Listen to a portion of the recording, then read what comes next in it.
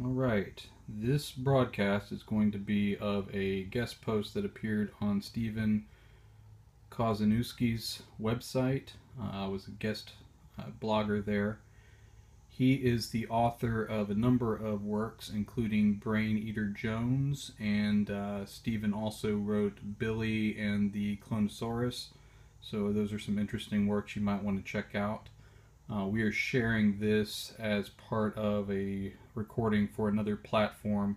I've started doing the initial recordings on Periscope because it's a little more fun. Occasionally people will join in and give some comments and such. So if you're watching this as a recording later on a separate platform, again, that's why it's upright for their format. But then also I may be talking to some people that contribute some stuff in. So if I'm talking to somebody that you don't see, that may be why, or I may just be crazy, one or the other. So the blog post is going to be Identity is What We Share and What We Hide. And it was a guest post on Stephen Kozeniewski's website.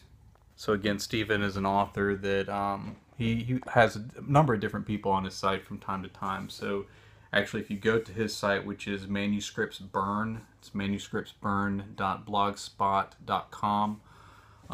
He has the rules for coming on his site as a guest blogger. So if that's something you do, or you're interested in that area, or have any sort of connection to horror or that sort of thing, you can go to his site and kind of see what he looks for in terms of content. And then also you can check out some other great blogs that are on there. I do have one anthology that Stephen Kozeniewski is part of. Stephen is in Fat Zombie. It's a anthology from Permuted Press about unlikely survivors from the zombie apocalypse. So that's the focus of that particular one, and he has a story in there that's particularly good. So again, check out that or any of the other works that he has going on. Today I'm going to read my guest post from his blog, and this again will be a recording that will appear on some other platforms if you're not watching it live on Periscope. Again, it is Identity is What We Share, but then also the things that we hide. I created a novel series that involved characters traveling back and forth across the apocalyptic, zombie-infested landscape of America to gather recordings of music of the various disparate groups of survivors thrown together and forced to survive together. The novels include stage names, drag queens, roving gangs, and gay lead characters. I was then challenged to sum up the story in a sentence. It was a request unrelated to these particular novels, but the idea was that if you couldn't boil the story down to one sentence, then you might not truly know what it is about. That's something that may be true about all stories. It may have subtext, subplots, and multiple themes, but if a writer cannot see through all of that to the core of the novel, he or she may be too lost in those extra elements to see the real story. A paragraph summary is an action recap and can begin to sound a lot like a 5-year-old recounting his day to his parents in a rambling stream of consciousness, regurgitating the events. The idea is that you have to know that single core sentence that gives the key heart of the story, or none of that summary has any meaning or focus. It is a point that may be argued, but it is an approach that helped me see why stories that I write matter to be told, and then to keep those stories focused on that main core. For the Dead Song legend, I came up with identity is what we show people about ourselves, but it is also what we try to hide from them.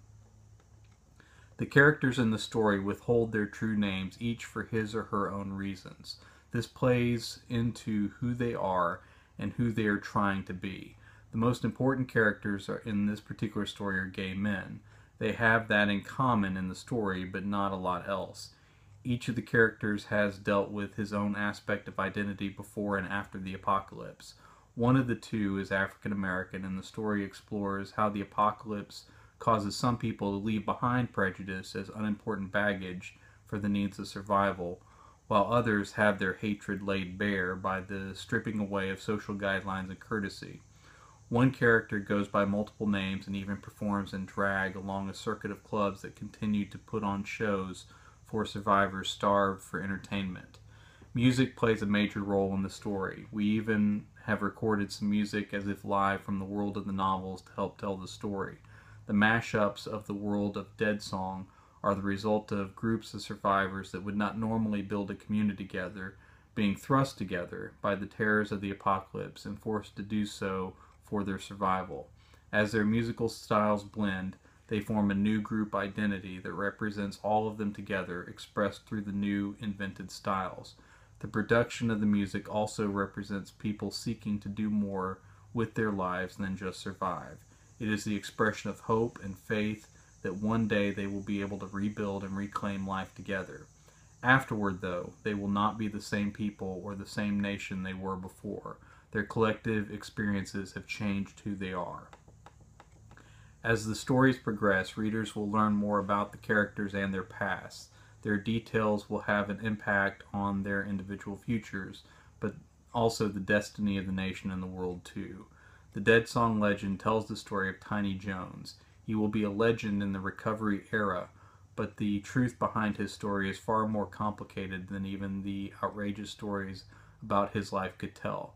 The novels of the series will unfold that truth behind the legend, revealing who Tiny really was and why that mattered. All of us are complex and full of contradictions. This is what makes us so frustrating to each other in real life and so interesting in fiction. The crux of these complexities is that we show people what we want them to see. Sometimes that show is untrue or only partially true. Sometimes it is mixed in with the pieces of our personality that slip out at times that we wish they would not. Who we are is also made up of those parts that we hide. Sometimes we are able to hide them for a long time. Sometimes we are found out. Often we are afraid to let people see those deeper, darker aspects of our persons. All of these things are part of our identity, and I hope I captured some of that with my characters in the Dead Song legend.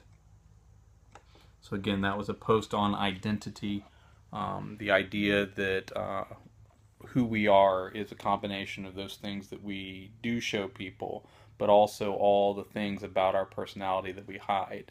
One difficult thing in fiction then is to try to capture that complexity.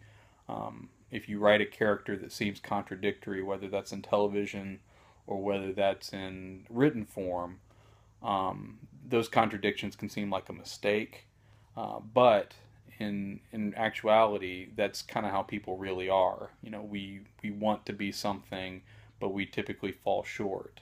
Hypocrisy is probably one of those things that bothers us the most about people, but it's really what makes us most human. That idea that we're striving for something but not reaching it, the fact that we have goals for ourselves or a bar that we set for ourselves that we don't reach, and that actually makes for the most interesting characters, whether they're heroes or villains or just existing and we assign them the role of heroes or villains. So in my fiction, I try very hard to kind of capture that in a way that seems realistic, so that the contradictions don't look like a mistake on paper, but look like the reality. So that's kind of what I was talking about in terms of identity there.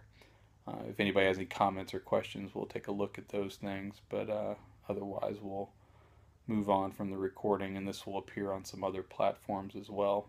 I appreciate those that took the time to listen in.